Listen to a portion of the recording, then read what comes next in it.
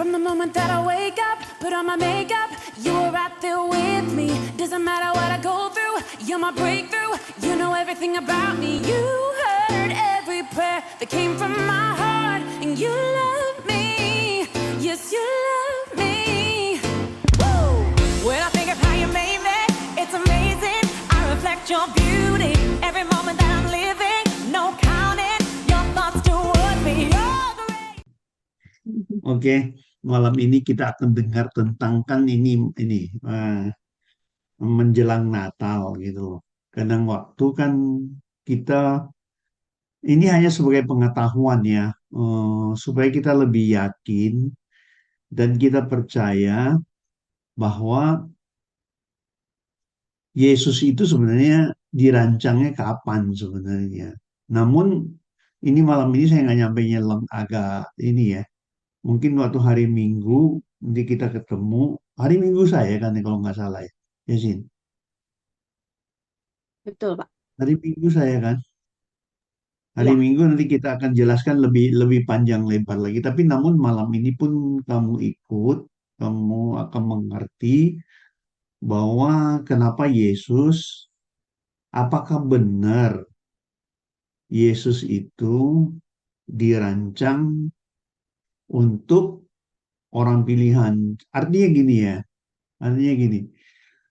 Hmm, saya boleh jadi orang Kristen, saya jadi orang percaya, umpamanya.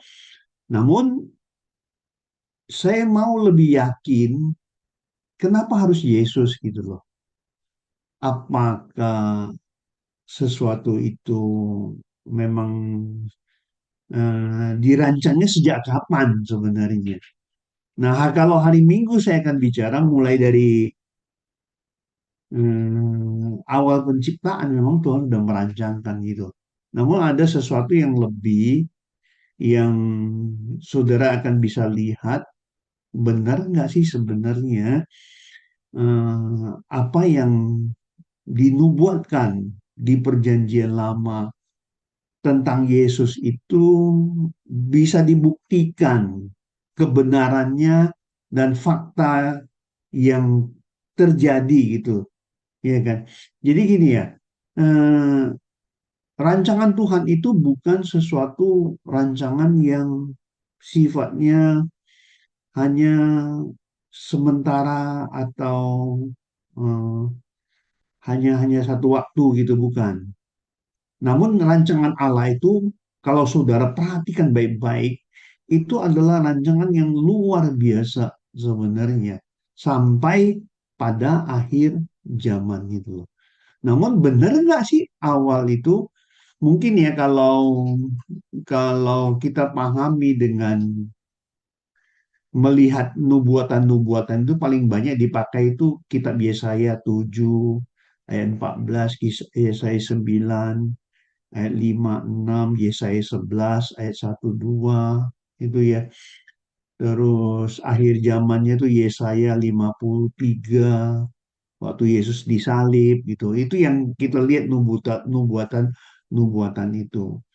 Kita jarang melihat, kita jarang meneliti untuk memahami apakah benar hanya dari Yesaya itu kalau kalau nggak salah ditulis itu kurang lebih 700 tahun sebelum Masehi gitu loh.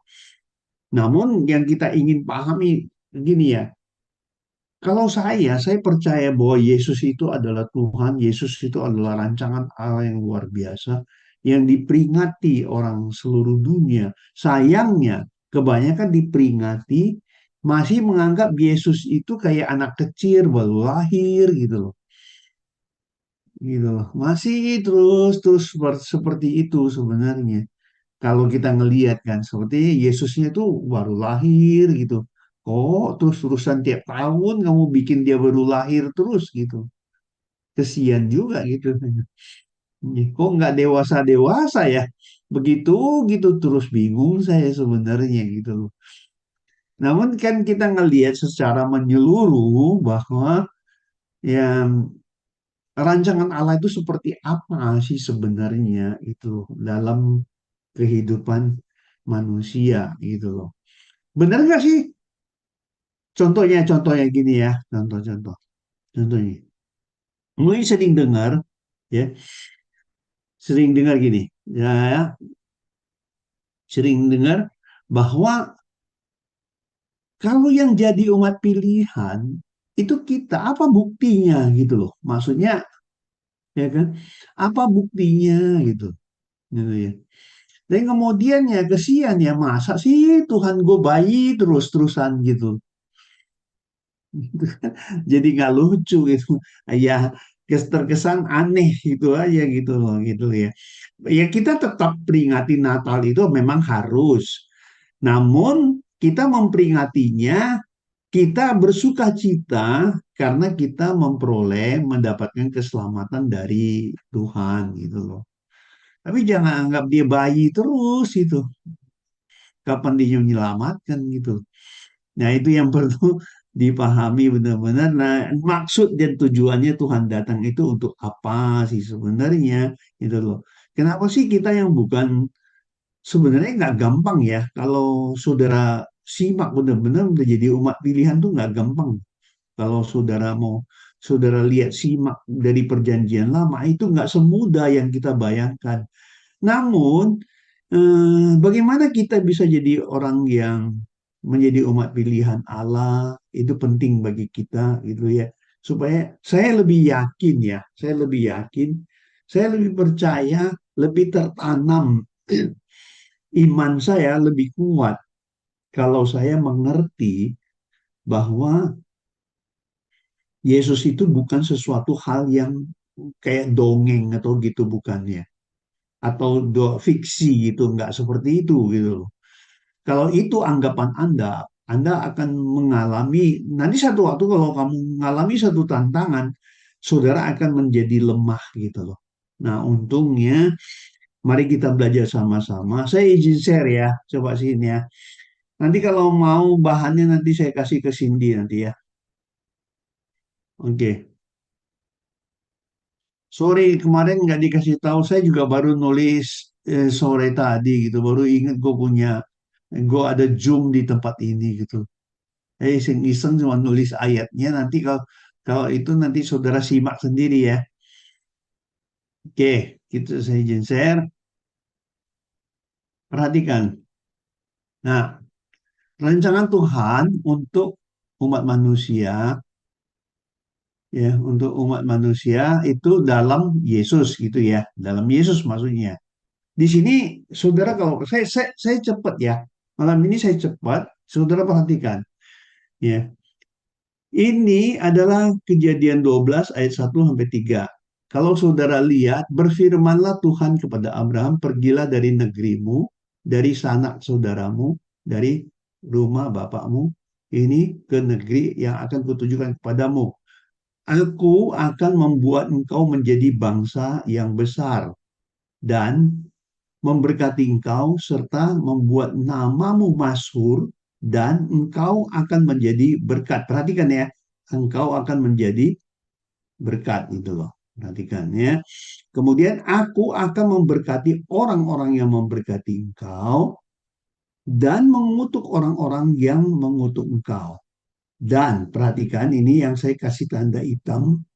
Dan olehmu semua kaum di muka bumi akan mendapat berkat.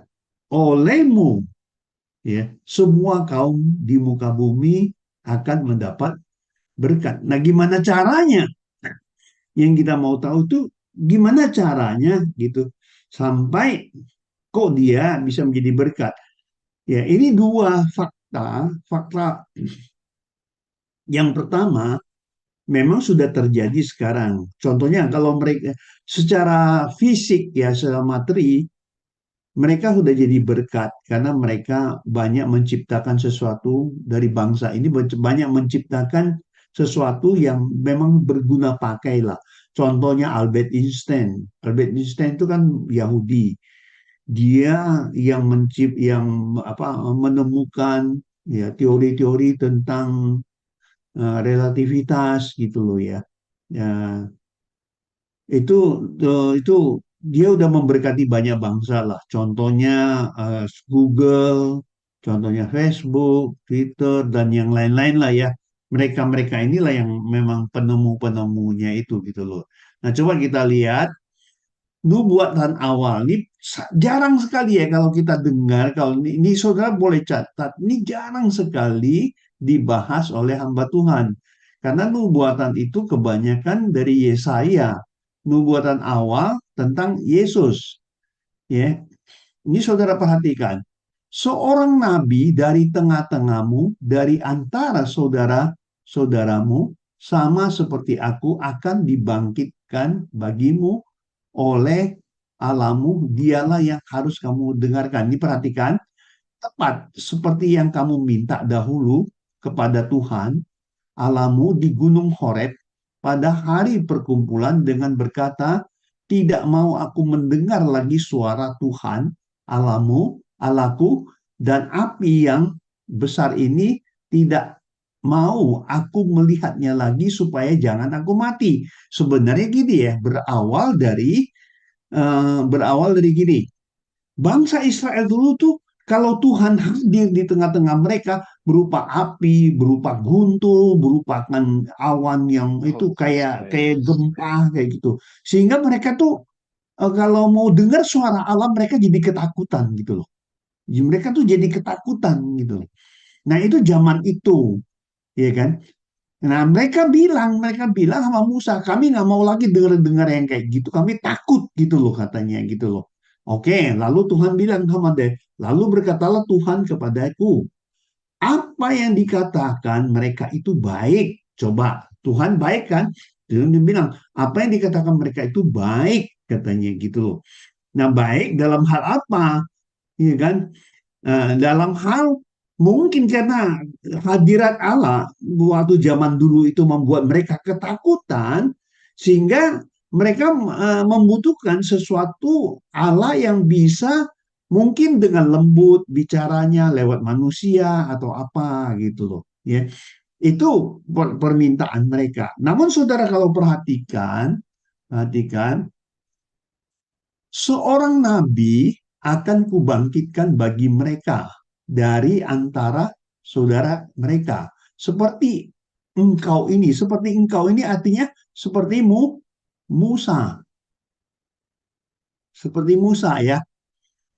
Aku akan menaruh firmanku di dalam mulutnya.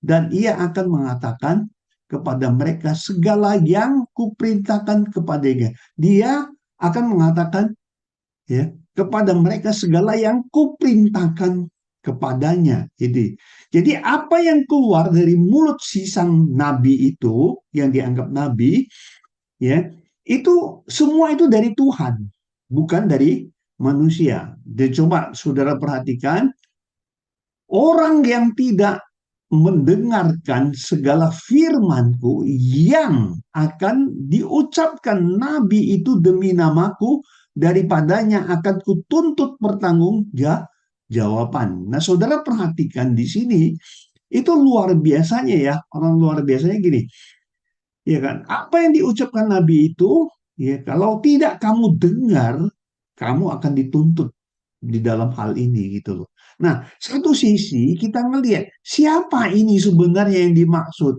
Siapa ini yang dimaksud dengan ini loh, seorang nabi yang seperti engkau gini.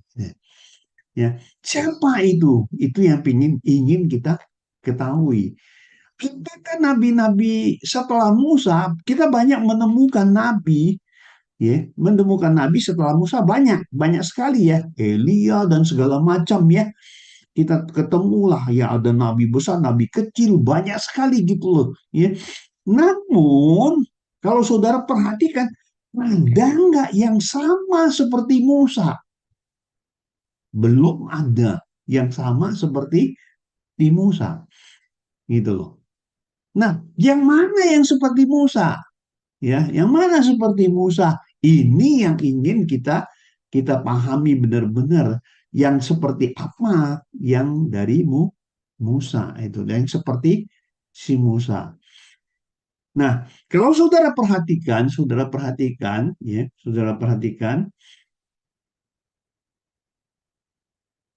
ya sebelum ini saudara lihat dulu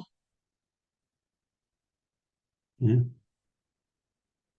Jadi gini, ini kamu lihat ya, lihat, perhatikan perbandingannya antara Musa dan Yesus.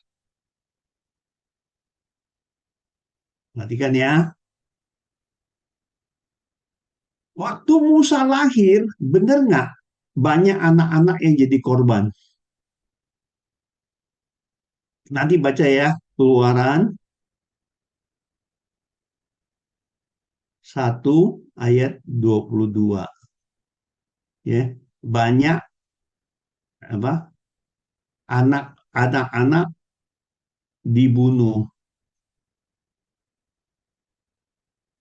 Ya, Yesus waktu lahir, bener nggak banyak anak-anak jadi korban? Matius 2. Kamu saudara nanti saudara lihat di Matius 2, ya. Matius 2 ayat 16 sampai 18. Coba nanti saudara lihat nanti ya. Di Matius 2 ayat 16. Di saudara saya tulis Matius 2 ayat 16 sampai 18. Ini juga menceritakan kenapa anak-anak dibunuh.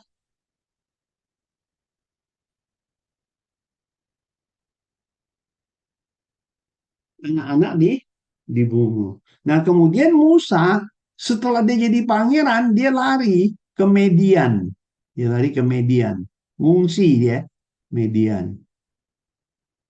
Ya. Ini dia tapi umurnya udah 40 ya, udah 40. Ya. Nah, kemudian Yesus lari kemana? Ke Mesir.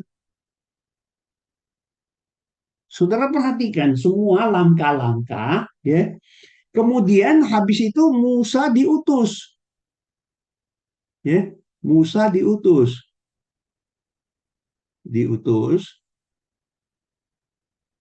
Nah, sedang Yesus dibaptis. Habis itu Yesus dibaptis. Artinya Yesus dibaptis, habis itu kan Yesus pelayanan, ya kan? Ya, Yesus pelayanan. Nah, sekarang saudara kalau perhatikan lagi, Musa waktu melayani ya, dia menunjukkan, bentar,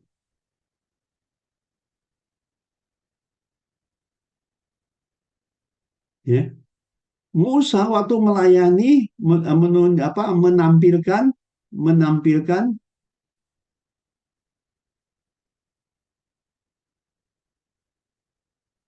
mujizat mujizat yang berupa 10 tulah,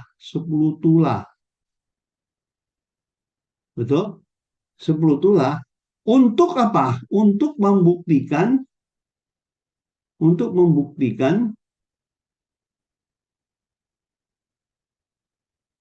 Membuktikan bahwa dia adalah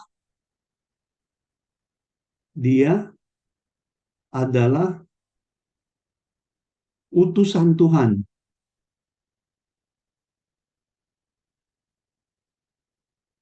ya, melakukan mujizat mujizat membuktikan bahwa dia adalah utusan Tuhan.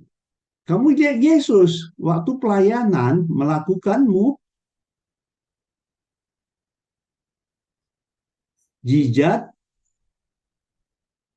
mujizat dan kesembuhan.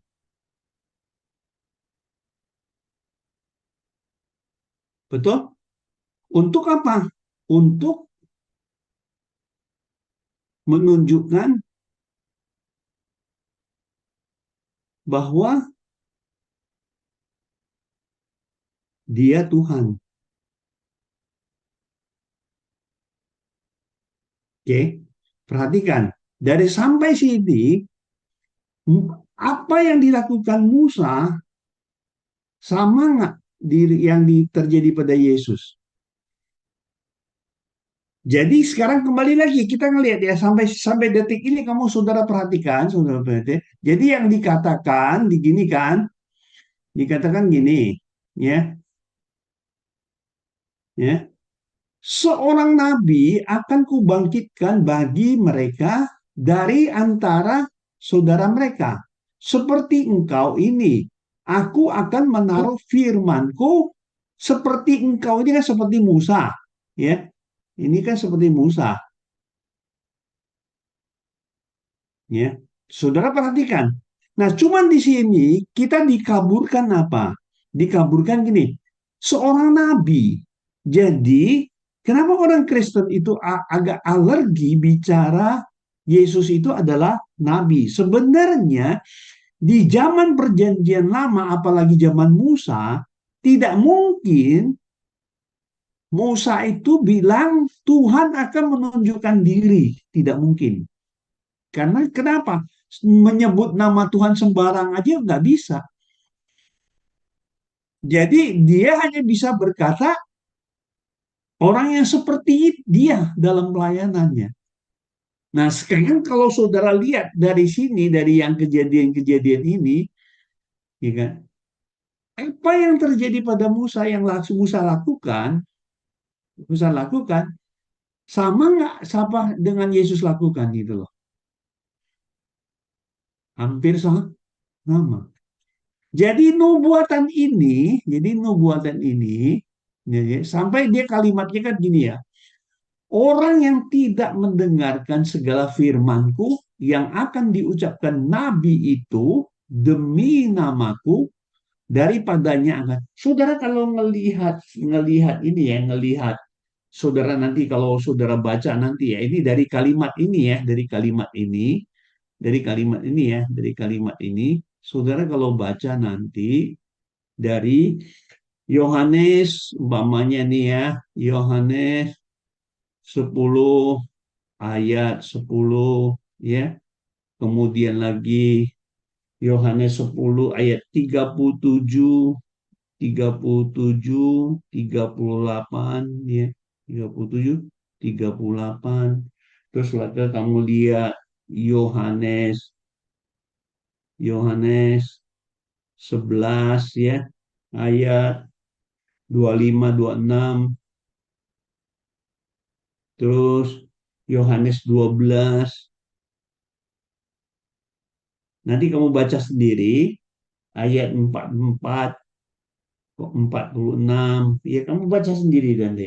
Kemudian lagi ya kamu baca lagi Yohanes 14 ayat 10 sampai 12. Nanti kamu pasti menemukan Yesus bilang, percayalah kepadaku, percayalah kepadaku, percayalah kepada firman, apa yang saya ucapkan. Oke lah, kamu nggak percaya sama saya, tapi kamu percayalah atas apa yang saya lakukan gitu loh. Nih, kalimat ini ada semua di dalam kitab Yohanes ini. Gitu. Nah, kalau melihat gitu, berarti seluruh nabi yang dipesankan di Ulangan 18 ayat 9 ayat 15 sampai 19 ini itu tidak ada yang lain kecuali Yesus itu loh. Seorang nabi yang aku tunjukkan kepada kamu itu pasti persis pelayanan yang terjadi pada Yesus itu. Nah, kemudian apakah Musa menyelamatkan? Musa tidak pernah menyelamatkan. Disinilah bedanya. Musa hanya bisa, dia bilang ya, saudara harus pahami dulu. Musa hanya membawa bangsa Israel keluar dari Mesir. Catat, saudara catat, perhatikan ya, ya.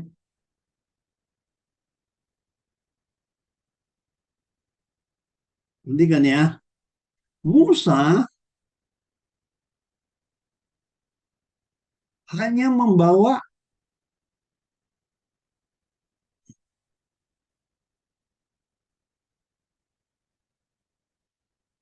Israel, orang Israel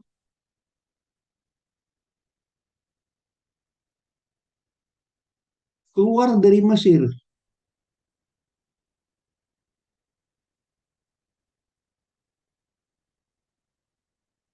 Musa tidak pernah menyelamatkan bangsa Israel. Kenapa?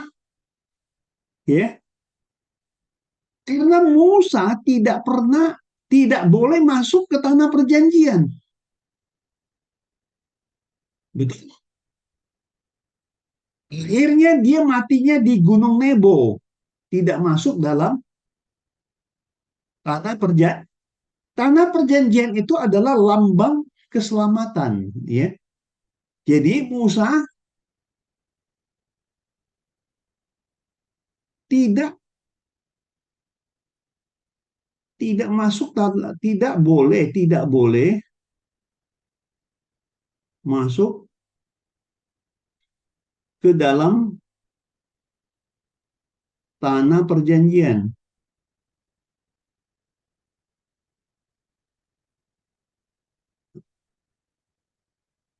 Nah, saudara kalau lihat nanti ya, saudara lihat nanti.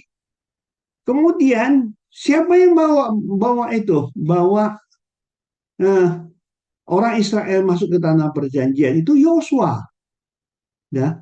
Nah, kemudian saudara kalau ngelihat Bilangan 13 ayat 8, ini kan Hosea bin Nun. Terus dirubah di Bilangan 13 juga ayat 16. Hosea Hosea bin Nun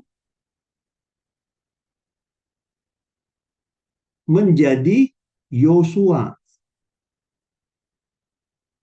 Yosua ini adalah Yosua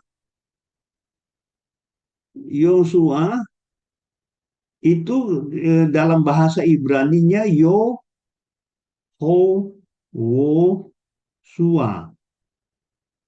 adalah sama dengan Yahweh, ya, Yahweh plus Yasa,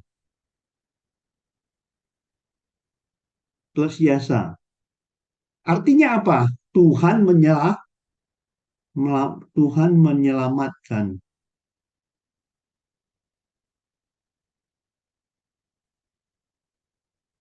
Nah, saudara perhatikan, nama Yosua inilah disebut Yesus. Yosua ini sama dengan Yesus itu. Jadi, kalau melihat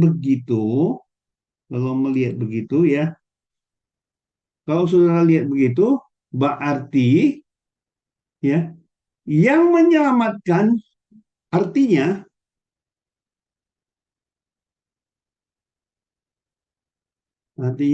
yang menyelamatkan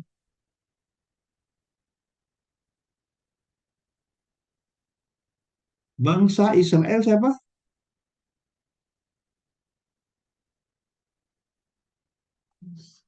Yosua. Siapa? Yosua kan? Yosua sama dengan Yesus. Yesus kan? Betul? Betul nggak? Betul, Pak. Nah, kita diselamatkan oleh Yesus. iya. Orang percaya diselamatkan karena percaya pada Yesus, betul? Betul. Jadi, klub enggak tadi? Ulangan 18 tadi. Shalom, shalom. Ini sunyi-sunyi, senyap, ngerti apa bingung nih? Ngerti, Pak. Ngerti?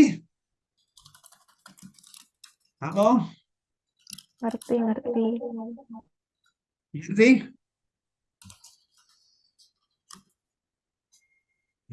Jadi nubuatan ini adalah untuk Yesus, benar?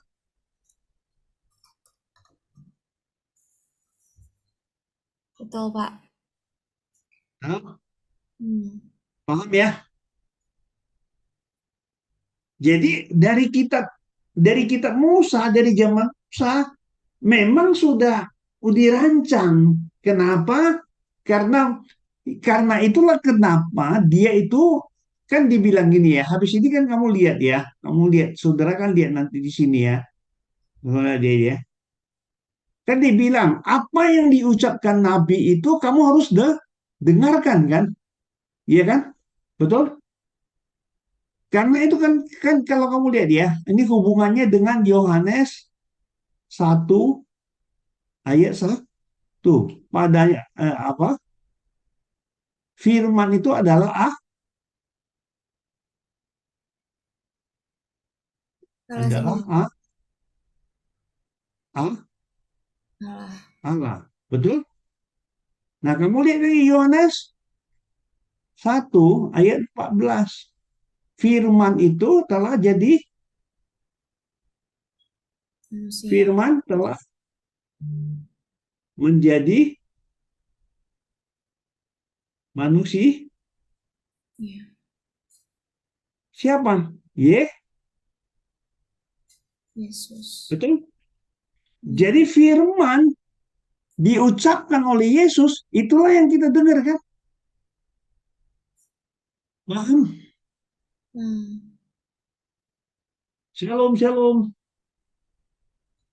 Paham, Pak. Shalom, Iya. Pak. Shalom. Oke, ngerti ya? Iya, Pak. Ngerti, Pak. Ngerti, Pak. Ngerti. Oke, Tuhan berkati gitu. Saya kira nggak ada suara. Ini antara ngantuk apa ngerti gitu. Ngerti, Pak. Ngerti ya? Waduh, Tuhan berkati. Berarti orang pinter semua rupanya di sini. Ya. Ya. Jadi kalau kita melihat, memang sih ada nubuatan-nubuatan yang lain. Kebanyakan hamba Tuhan itu menyampaikan nubuatan dari Yesaya. Itu paling banyak yang saya tahu ya. Tapi jarang sekali orang yang mau menyampaikan ini melalui kitab ulangan, kitabnya Musa. Padahal dari zamannya Musa aja sudah diperingatkan bahwa akan ada orang yang seperti dia. Nah, kamu perhatikan deh, tuh semua pelayanan Musa itu mendekati pelayanan Yesus semua gitu. Nah, bukan satu kebetulan, tapi inilah fakta yang terjadi gitu loh. Nah, kemudian kenapa dia bilang gitu? Karena itu. Nah, di sini gini ya, kenapa Yesus lebih tinggi dari Musa? Ya kan? Kalau saudara baca di sini, kalau saudara ngelihat dari sini, Musa ini kan hanya membawa bangsa keluar dari Mesir kan? Ya kan? Iya. Kalau Iya, Pak. Yesus itu kan menyelamatkan kan? Dari sini aja kita udah tahu bahwa Yesus itu lebih tinggi daripada Musa. Betul. Amin. Hmm. Amin, Pak. Amin. Ya. Nah, cuman kalau di sini saudara lihat di kitab ini, saya ambil dari Ibrani 3 ya. Dari sini, sebab setiap rumah yang dibangun oleh seorang ahli bangunan, tetapi ahli bangunan segala sesuatu ialah Allah. Musa memang setia dalam segenap rumah Allah sebagai pelayan untuk memberi kesaksian tentang apa yang akan diberitakan kemudian. Tetapi Kristus setia sebagai anak yang mengepalai rumahnya. Dan rumahnya ialah kita. Rumahnya ialah kita. Ini artinya gini ya. Artinya gini. Oh.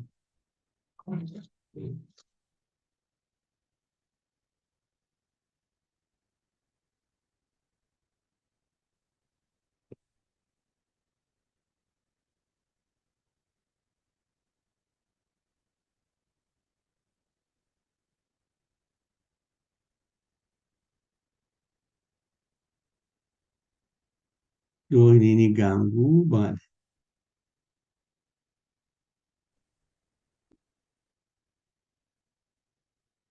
Ganggu banget nih.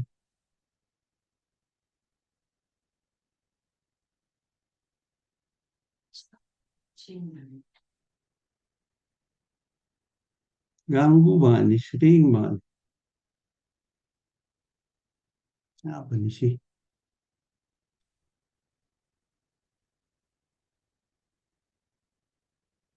Sorry. Saya share lagi ya. Iya, Pak. Ini apaan ini kadang-kadang nongol kayak gini nggak tahu saya padahal nggak pernah ini gitu. Oh, tapi di kami gambarnya cukup jelas sih, Pak. Cukup jelas ya. Oke. Cukup jelas. Saya izin share lagi ya. Iya, Pak.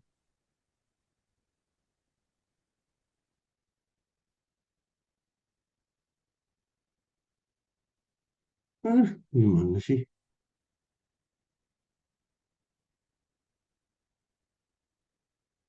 Tolong dong itunya apa apa eh, co-hostnya Sudah bisa tampilin share, dong. Pak.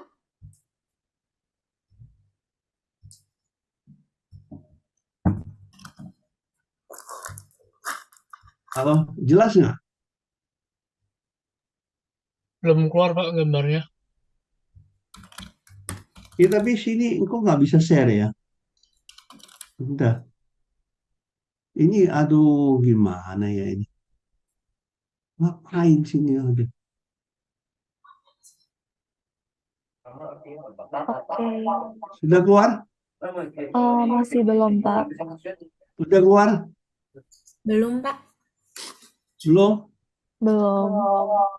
Oke, selagi menunggu, teman-teman, aku ada rangkumin dikit lah ya, yang dari Pak Sep ngomongin hari ini. Jadi hari ini kita belajar firman Tuhan gitu. Ya, agar iman kita semakin kuat, ya kita harus mengerti. Bukan tentang, harus mengerti tentang Yesus lebih dalam lagi, bukan hanya dongeng atau fiksi belaka.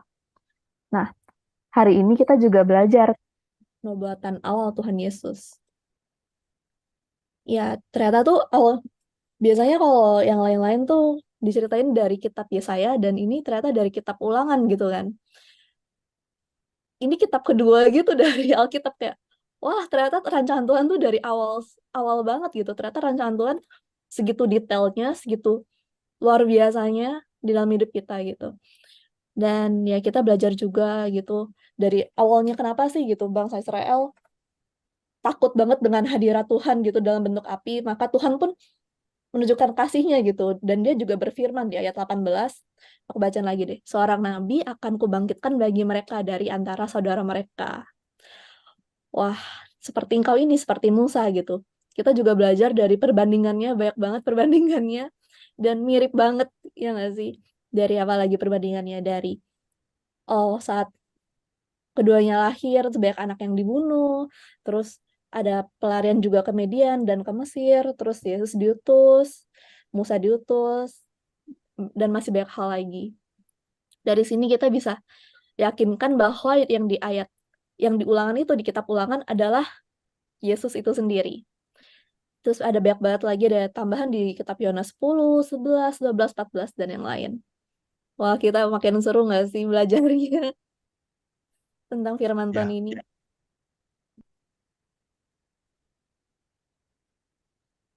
Oke, apakah udah bisa share screen? sebentar ya. Malah hilang gue punya itu.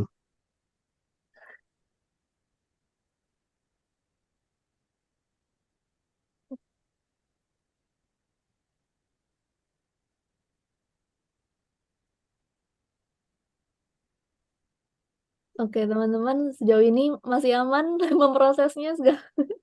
Aman, Aman. Ini belakang aman. aman, dalam kendali.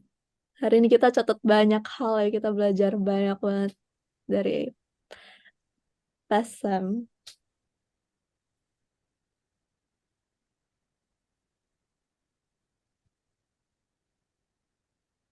Nah, Wah, seru ya. Kayak Kenapa sih sebenarnya kita mulai wondering gitu? Apakah sebenarnya kita benar-benar perlu tahu ya Tuhan Yesus itu beneran Tuhan atau enggak gitu? Apalagi ini kan mendekati momen Natal gitu ya. Merayakan kelahiran Tuhan Yesus yang bukan kelahiran, merayakan ulang tahun Tuhan Yesus gitu. Karena kelahiran nanti bayi terus dong, kapan Iya, Mbak, menyelamatkannya diambil gitu. gitu. Iya, tapi kenapa Yesus sih sebenarnya seberapa seberapa benar kalau Yesus itu beneran Tuhan gitu. Jadi pertanyaan juga kan, kayak gimana kalau misalnya kita ditanya, apa bukti bahwa Yesus itu adalah Tuhan gitu. Dan ternyata Pak Sam juga udah menjelaskan ke kita tadi bahwa ya di firman Tuhan udah jelas banget dinyatakan bahwa em, Tuhan itu, Yesus itu adalah Tuhan. Sesuai dengan apa yang udah tertulis juga bahwa firman itu adalah Allah. Terus firman itu menjadi manusia, ya yang jadi manusia itu ya Yesus gitu. Dan udah dinubuatin dari sejak awal, sejak di mana masih zamannya Musa nih, zamannya Musa pun sudah dinubuatkan bahwa akan ada yang namanya Yesus yang akan menyelamatkan manusia. And seberapa ilahinya Yesus itu, wah itu sih udah apa gak super ilahi kalau sudah sangat detail bahkan jauh sebelum Tuhan Yesus lahir 700 tahun sebelum Masehi sudah dinubuatkan, apakah itu masih kurang ketuhanan gitu ya, kurang ilahi gitu, bahwa rancangan Tuhan tuh benar-benar luar biasa. Dan ya itulah Yesus yang kita sembah, itulah Yesus yang menjadi Tuhan dan Juru Selamat kita. Nah, Pak Samuel Pang sudah kembali bersama dengan kita. Ya, ini yang tadi kita sampaikan ya. Iya. Kenapa Yesus, kalau menurut kitab Ibrani, ya Ibrani 3 ini ya, saya ngambil dari Ibrani 3, Ibrani 3, ini saudara lihat di sini, ya, sini ini gambarannya gini, saya kasih tahu langsung aja, ini ya. Kalau Musa, kita tahu ya, Musa itu kan dia punya apa? Dia mengepalai, dia bikin bait Allah pertama. Bait Allahnya itu satu-satunya bait Allah yang dia ini, yang dia apa? Yang artinya yang dia jaga, yang dia lindungi, dia sertai, ya kan? Hanya bait Allah yang berbentuk fisik gitu, satu bait Allah, ya kan? Sedangkan Yesus itu gini, ya, saudara kalau melihat Yesus itu dia itu apa? Bukan kepalai satu bait Allah gitu loh. Sebentar ya, ya. Kalau kamu lihat Yesus, kalau Musa itu bait Allahnya satu kan,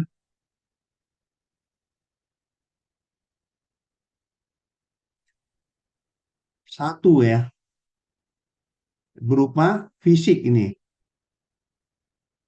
Fisik, fisik artinya kema itu ya. Dia kan bait Allah itu cuma satu.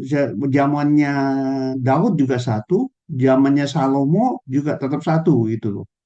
Namun sekarang di dalam Yesus, di bawah Yesus ya, di bawah Yesus, bukankah bukankah setiap orang percaya, orang percaya adalah baik Allah? Mami kamu nih, mami kenapa dikunci? Iya, semua baik Allah. Ini saudara bilang dia. Ini 1 Korintus 3 ayat 16 dan 1 Korintus 6 ayat 19. Betul nggak? Ya kan? Kalau Musa hanya menjaga satu bait Allah. Bait Allah berbentuk fisik yang ada di bumi waktu itu. Nah,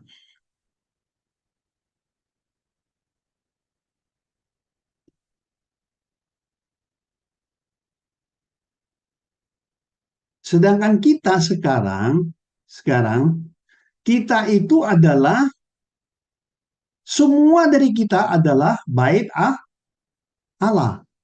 Jadi Yesus punya bait Allah berapa banyak?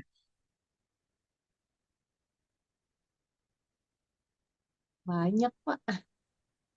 Iya. Nah, itulah kenapa dibilang Yesus itu lebih besar daripada Musa. Betul? Hmm. Bahkan nggak maksud saya. Musa ya hanya menguasai satu bait Allah. Kalau Yesus Banyak. Banyak. ribuan miliaran bait Allah. Karena yang percaya penuh Roh Kudus diam di dalam kamu, berarti kamu adalah bait Allah. Jadi bait Allahnya Yesus ada berapa? Hmm. Lebih dari satu. Banyak kan? Shalom. Betul? Betul, Betul. Kak. Jadi lebih besar siapa? Yesus. Yesus. Amin. Amin. Ya. Nah, sekarang kita akan masuk. Tadi kan awalnya saya bilang, gue percaya Yesus. Saya percaya Yesus nih. Ya, saya percaya Yesus, tapi bagaimana? Apakah saya termasuk umat pilihan? Gitu loh. Iya kan? Kalau saya percaya Yesus, saya masuk gak sebagai umat pilihan gitu loh. Ya. Nah, itu yang harus kita pahami gitu loh. Sin, maaf nih, Ya, tulisannya kelihatan nggak? kelihatan, Pak. Jelas. Oh, jelas ya. Sorry. Iya, iya. Aman. Enggak loh. Yang penting tulisannya muka saya nggak penting kan ya. Oh, udah. Suaranya yang penting ya. Gitu. Oke, Pak. Berarti kamu pahami bahwa artinya kan tadi siapa tadi yang resumer tadi bagus sekali yang you bilang jadi pemahaman dari dulu itu sebenarnya lebih banyak mengatakan gini ya, mengatakan bahwa nubuatan-nubuatan itu dari Yesaya, padahal enggak sebenarnya dari kitab Kejadian pun sudah ada itu loh. Dari zamannya Abraham sudah ada, ya enggak. Sebenarnya lebih awal lagi ada, bisa diceritain cuma kepanjangan nggak bisa. Tapi makna yang utama itu saya mau menyampaikan kepada saudara bahwa ulangan tadi itu menyampaikan sebenarnya itu Yesus sebenarnya. Kenapa Yesus?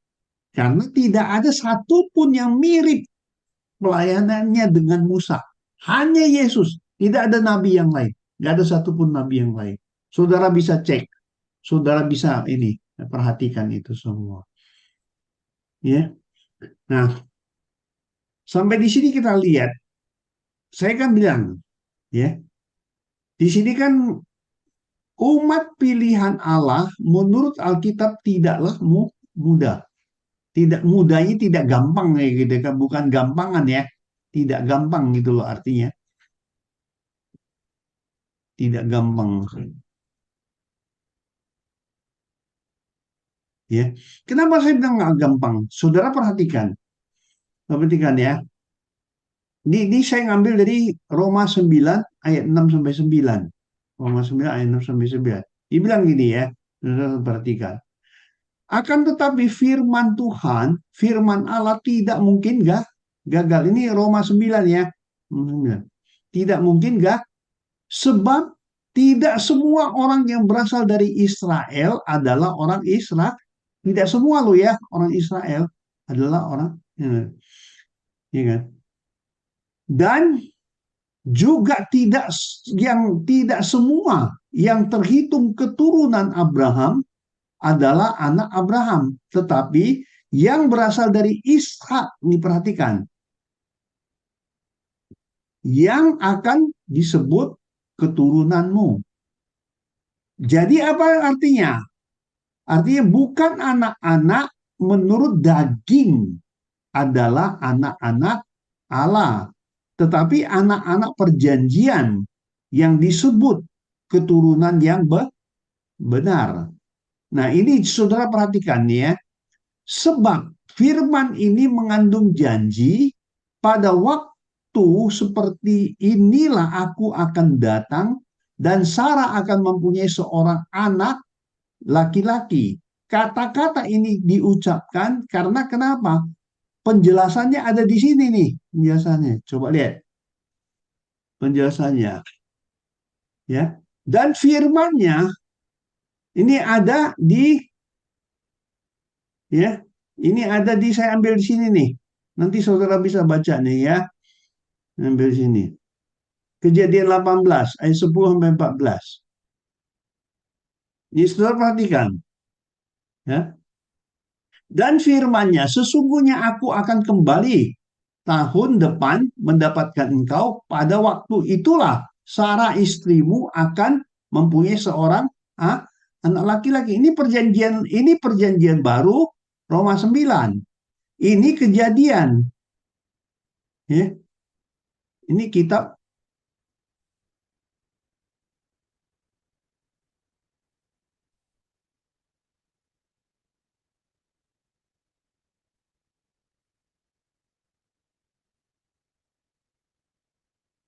kejadian 10-14.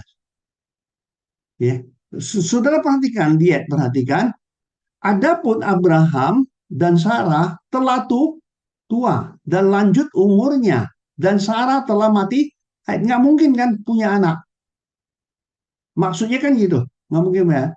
Jadi tertawalah Sarah dalam hatinya, katanya, akan birahikah aku setelah aku sudah layu? Apa jadi nenek genit? Nggak begitu kan? Sedangkan tuanku sudah tua. Coba tua-tua udah layu nih. Udah mati haid. Tapi melahirkan. Masuk akal nggak? Iya, Pak. Nggak masuk akal kan? Iya kan? Tapi katanya gini coba. Lalu berfirmanlah Tuhan kepada Abraham, mengapakah Sarah tertawa dan berkata, sungguhkah aku akan melahirkan anak sedangkan aku telah tua? Ini firman loh. Iya kan? Nah, tapi jawabannya ini, adakah sesuatu apapun yang mustahil untuk Tuhan pada waktu yang telah ditetapkan itu?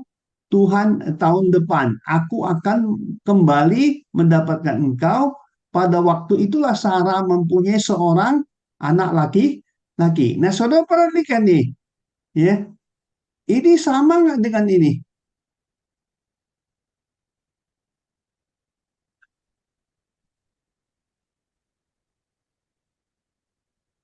Sama nggak dengan ini?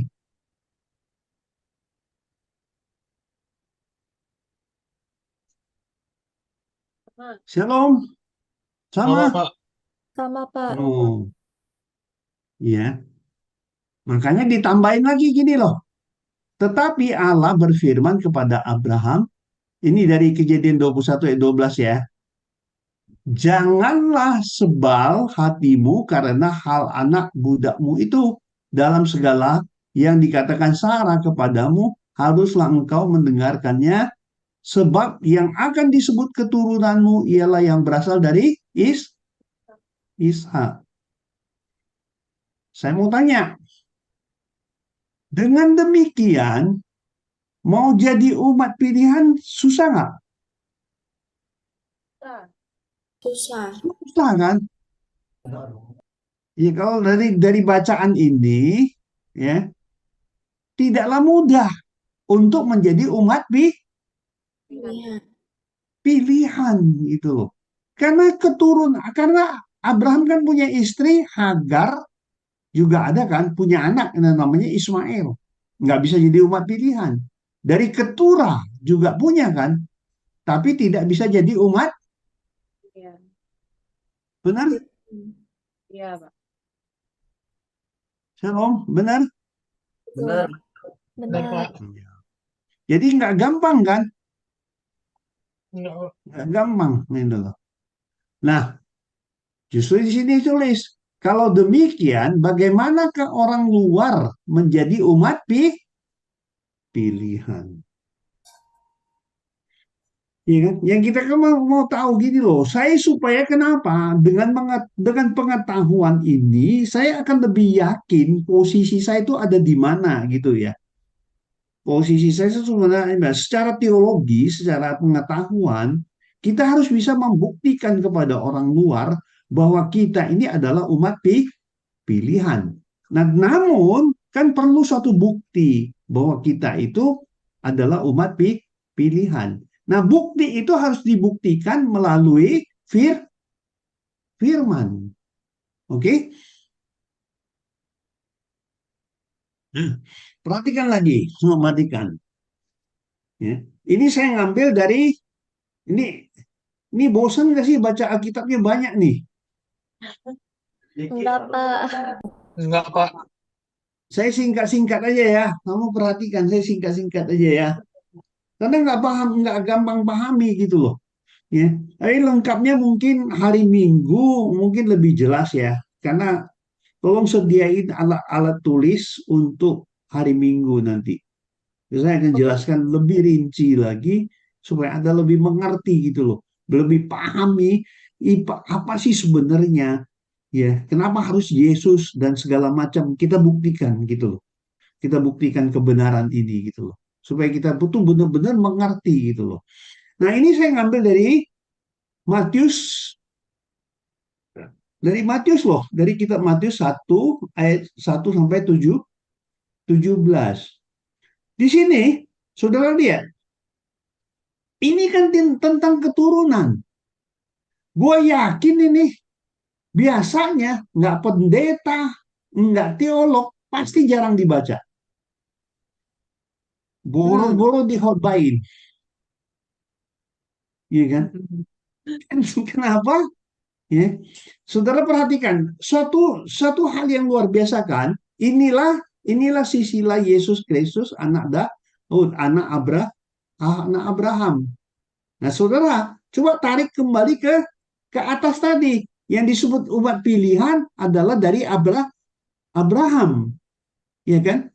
Nah, disinilah kan sisilah Yesus Kristus, terus anak Daud, terus anak Abraham. Kenapa anak Daud? Kenapa anak Daud? Nah, kita lihat. Abraham ini oke lah ya. Ishak memperanakan Yakob memperanakan Yehuda, saudaranya. Yehuda memperanakan Peres dan selanjutnya Ram, Nadab memperanakan Nahason memperanakan Salmon. Saudara perhatikan ya. Perhatikan. Tadi kan dibilang gini, tadi kan saudara pahami gini ya, saudara pahami gini ya. Tadi mau jadi umat pilihan, silang. Ini Abraham nih sebagai bapak, dia punya istri itu kan selain Sarah, ada namanya Hagar dan Keturah. Tapi dari Hagar dan Keturah itu tidak bisa jadi umat pilihan. Ya kan? Nah sekarang kita digambarkan di dalam Matius 1, digambarkan dalam Matius 1 ini, ya, Matius 1 ini, saudara akan lihat bangsa Israel waktu mereka lahir, mereka ditentukan menjadi umat pilihan, itu harus dari Sarah. Sarah itu adalah keturunan dari Sem. Ya, dari Sem. Nah, Abraham juga dari Sem gitu loh. Jadi nggak bisa sembarangan gitu loh. Namun di sini nih kamu lihat ya di sini. Ya, di sini kamu lihat. Ini ayat 5 mulai ya. Salmon memperanakan Boas dari Rahab. Rahab ini bukan Yahudi.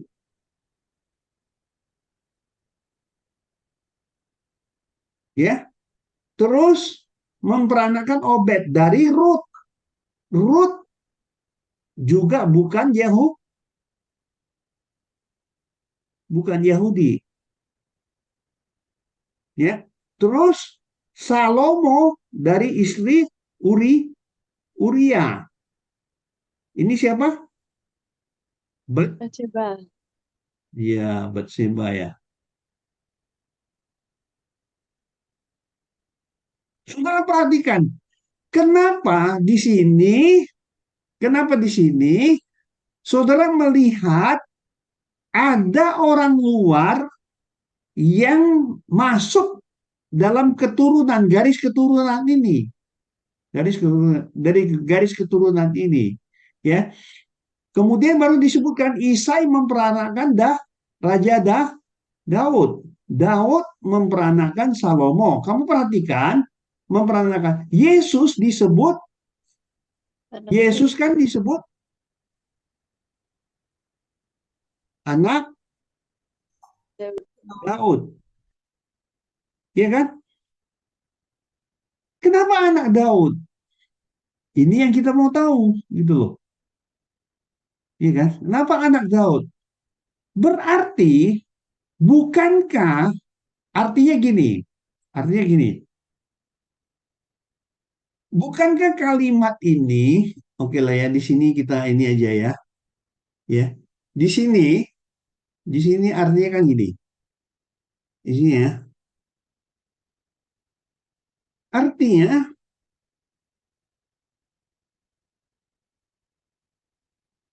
bangsa lain yang bukan Yahudi, ya, sudah bergabung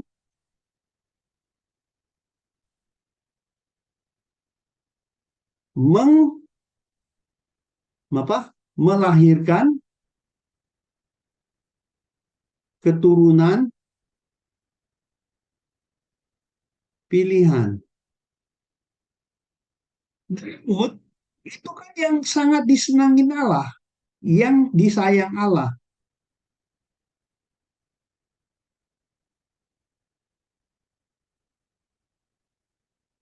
Kenapa Daud disayang? Karena Daud lah yang memuji, Daud pemuji Tuhan. Ya, karena itu kenapa ada restorasi Pondok Daud?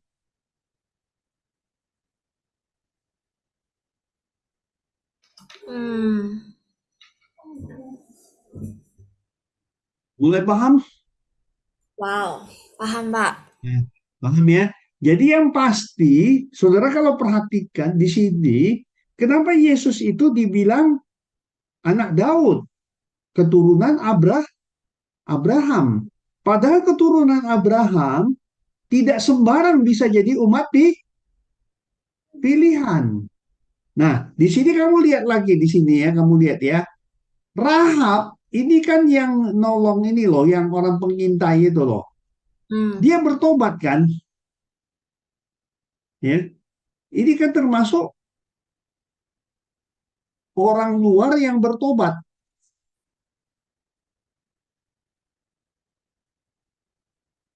Orang luar yang bertobat. Pernah dengar cerita Ruth? Pernah. Di Alkitab ada kan? Ada. Dia orang yang setia Iya. kan?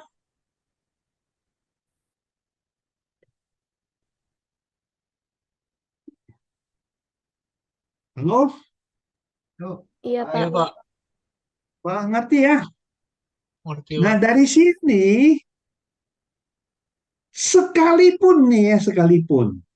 Kalau kamu lihat, sekalipun dibilang Yesus itu anak Daud, ya, Secara darah, secara fisik, Yesus itu tidak pernah dilahirkan dari dari perbuatan manusia. Yesus kan dilahirkan tidak seperti dilakukan oleh manusia. Nah, saya lewatin ini semua, kita langsung aja ke sini. Ya, kelahiran Ishak dan kelahiran Yesus. Kelahiran Yesus telah dijelaskan di kelahiran Yesus dijelaskan di tadi ya, yang di atas nih, yang di atas tadi ya, sudah dijelaskan ya. Nah, sekarang kita lihat kelahiran Yesus. Ya, kelahiran Yesus Kristus adalah seperti berikut. Pada waktu Maria ibunya bertunangan dengan Yusuf, ternyata ia mengandung dari Roh Kudus. Ini Kudus. kuasa Allah bukan? Iya. Betul. Betul. Kuasa Allah. Ya. Iya. Karena kenapa? Karena dijelasin, janganlah engkau takut mengambil Maria sebagai istrimu, sebab anak yang di dalam kandungannya adalah dari Roh Kudus. Berarti kenapa disebut anak Daud? Nah, saudara bisa bayangkan, sekalipun dia tidak lahir dari darahnya Daud, tapi dia disebut anak Daud. Ya. Nah, kemudian dibilang gini ya, ia akan melahirkan anak laki-laki, engkau akan menamakan dia Yesus. Yesus ini kan Yosua. Ya, ini sama dengan Tuhan menyelamat.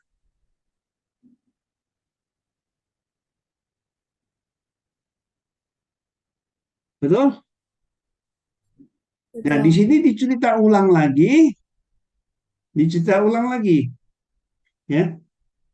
Tapi saya ngambil langsung aja di sini, saudara lihat, jauhnya malaikat, Roh Kudus akan turun atasmu dan kuasa alam yang Maha Tinggi akan menaungi engkau. So itu anak yang kau lahirkan itu adalah disebut kudus, anak Allah. Nah, di sini kamu lihat ya, di sini karena sebab bagi Allah tidak ada yang Mustahil. Perhatikan di sini, bandingkan dengan Kejadian 18 ayat 14.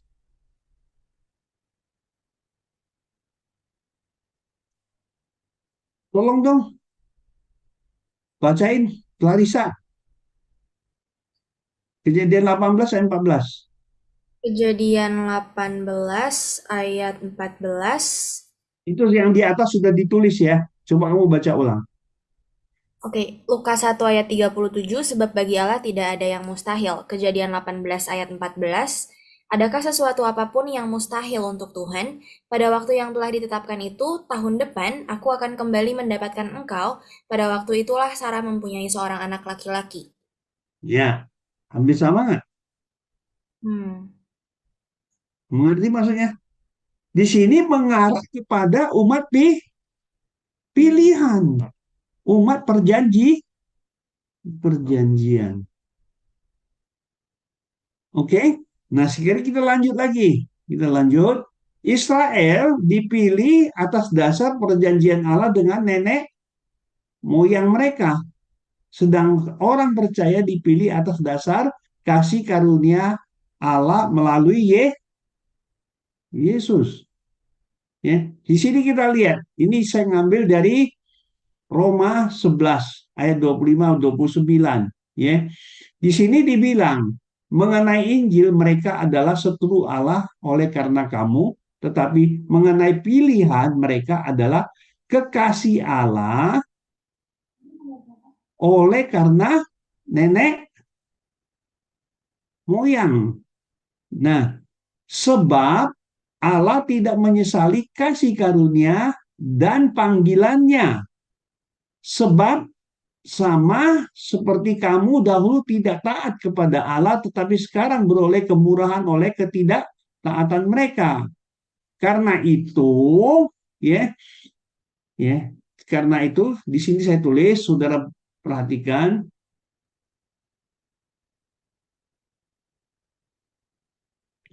Ya. Jadi bangsa Israel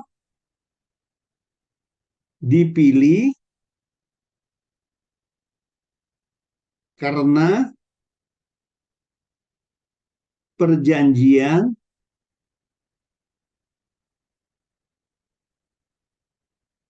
Allah dengan nenek moyang mereka.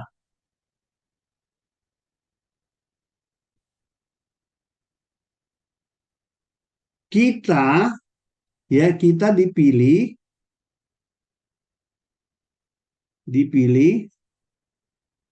atas dasar kasih karunia melalui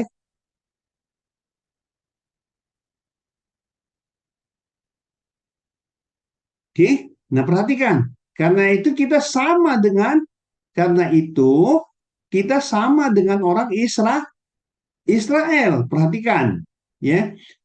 Kristus telah menebus kita dari kutuk hukum Taurat dengan jalan menjadi kutuk karena kita. Sebab ada tertulis, terkutuklah orang yang digantung pada kayu salib. Nih perhatikan, ya. Ini Galatia 3 ayat 13 sampai 14 ya.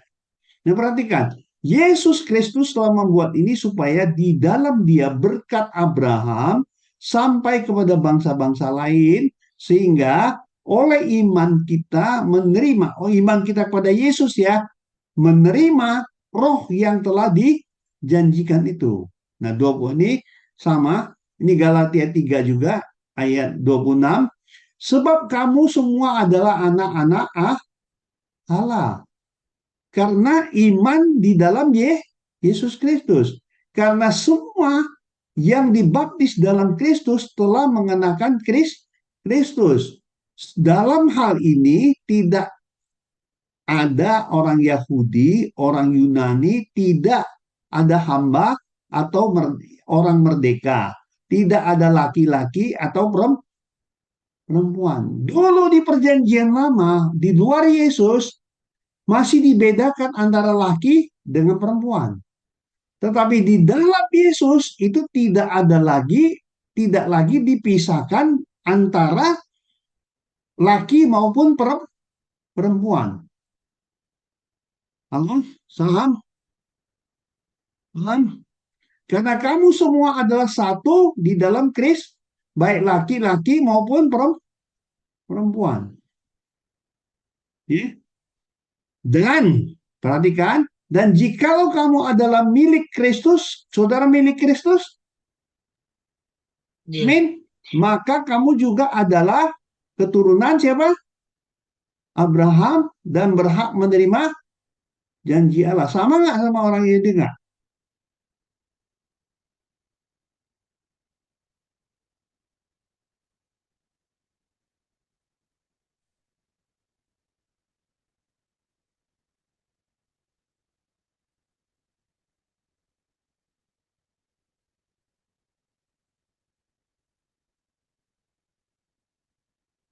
Semua ini adalah rancangan Allah buat manusia baik, orang Israel dan orang percaya. Tuhan berkati.